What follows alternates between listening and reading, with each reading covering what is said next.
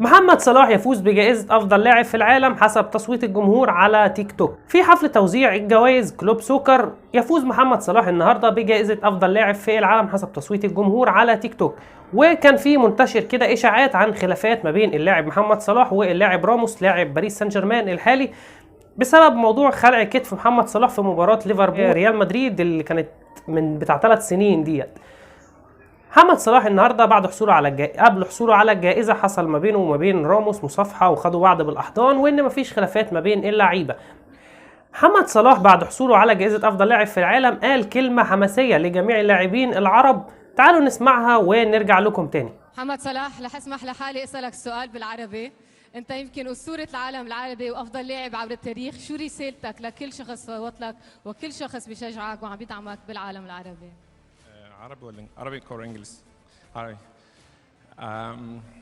انا اللي انا عايز اقوله ان اي حد طالما انا عملت كده يبقى اي حد يقدر يعمل كده. انا تقريبا بقالي 11 سنه او 12 سنه في اوروبا، مفيش فرق كبير بيننا وبينهم في التالنت. الفرق الوحيد اللي هو مانتلي، ان هم عندهم حاجات احنا مش عندنا او دارسين حاجات احنا مش عارفينها.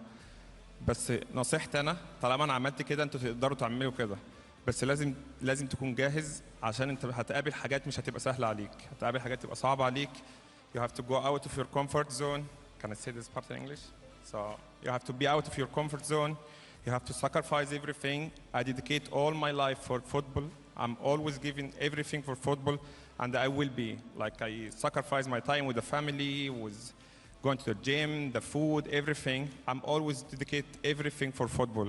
So everyone in the Middle East can do it, but you have to be ready. You have to be prepared. It's not gonna be comfortable.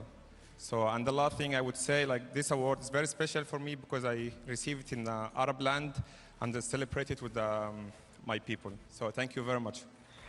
Well, thank you محمد صلاح so much. Congratulations.